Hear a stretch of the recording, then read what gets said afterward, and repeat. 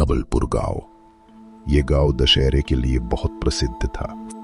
हर साल दूर दूर से लोग यहाँ आते थे। रामलीला का मंच, झूले, मिठाइयाँ, ढोल नगाड़े और सबसे खास रावण दहन। इस साल गांव की तैयारी पहले से भी ज्यादा शानदार थी। रंग बिरंगी लाइट्स लगी थी। बच्चों के चिल्लाने और पटाखों की आवाजों से पूरा मेला गूंज रहा था।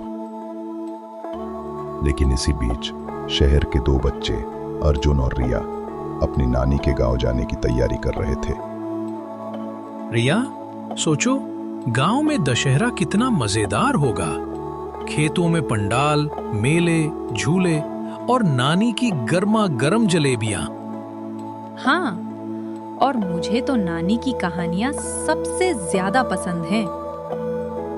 वे दोनों नानी के यहाँ आए।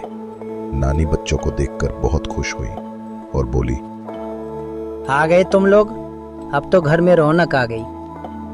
नानी, हम आपके साथ दशहरा मनाने आए हैं। शहर का दशहरा तो देखा है, अब गांव का देखेंगे। और सुना है पास के नवलपुर गांव में बहुत बड़ा रावण दहन होता है। हमें भी देखना है नानी। ये सुनकर नानी चिंता में पड़ गई। नहीं बच्चों, उस गांव का रास्ता अच्छा नहीं है, जंगल से होकर जाता है और दशहरे की रात वहाँ कई अजीब बातें होती हैं। अजीब बातें? कैसी बातें नानी? लोग कहते हैं कई साल पहले दशहरे की रात उस जंगल में एक भयानक हादसा हुआ था। उसके बाद से वहाँ जाने वाले लोग डरावनी परछाइयाँ और गुर्राहटें सुनते हैं। अरे नानी, ये तो बस अफवाहें होंगी। हम दोनों साथ होंगे, डरने की कोई जरूरत नहीं। हाँ नानी, वैसा कुछ भी नहीं होता है। हम शाम को दशहरा देखने जरूर जाएंगे। ठीक है बच्चों, अगर कुछ अजीब लगे तो बहादुरी दिखाना, डर कर भागना नहीं। शाम ढल चुकी थी। दोनों बच्चे नवलपुर गांव जाने के लिए गाड़ी के पास आए, पर दादी के चेहरे पर डर साफ दिखाई दे रहा था। वे दोनों नवलपुर गांव के मेले में पहुंचे। मेले का उत्साह देखते ही दोनों की आंखें चमक उठी। देखो, कितना बड़ा रावण का पुतला। हाँ, और ये ढोल नगाड़े, वाह कितना मजा आ रहा है। भीड़ ने जय श्री राम के नारे लगाए। रावण का पुतला आग से जल उठा। आतिशबाजी के धमाके आसमान में गूंज उठे। दोनों बच्चे खुशी से तालियां बजाने लगे। रात गहरा चुकी थी। दोनों गाड़ी में बैठकर नानी के घर लौटने के लिए निकले। सुनसान जंगल का रास्ता सामने था। रात का घना सन्नाटा, पेड़ों पर बैठे उल्लू की आवाज, जंगल की सरसराती ठंडी हवा, चांदनी पेड़ों के बीच अजीब परछाइयां बना रही थी। अचानक ठक ठक ठक की आवाज आई और बच्चों की गाड़ी बीच जंगल में झटके से रुक गई। ओ नहीं, गाड़ी क्यों बंद हो गई? बार बार गाड़ी स्टार्ट करने पर भी गाड़ी स्टार्ट नहीं हो रही थी। इंजन काम नहीं कर रहा अर्जुन, अब क्या होगा?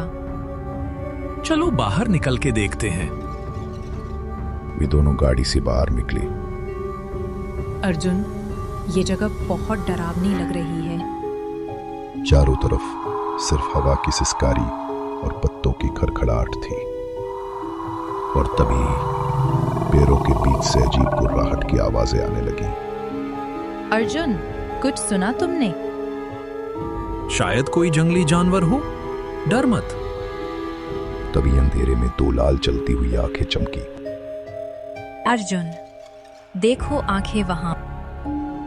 अचानक झाड़ियों से एक विशाल भेड़िया आत्मा निकल आई। उसका शरीर धुंधला, लेकिन दांत चांदनी में चमक रहे थे।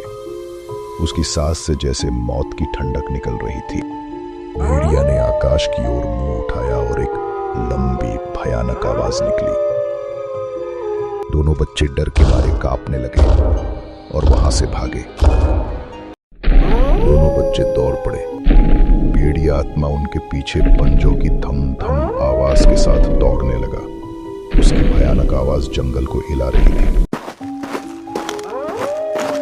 दौड़ते दौड़ते अचानक रिया को नानी की बातें याद आई। रुको अर्जुन, नानी कहती थी डर से वही जीतता है जो उसे दिल में जगह देता है। लेकिन ये भेड़िया, ये हमें छोड़ने वाला नहीं। तो हम भागेंगे नहीं, सामना करेंगे।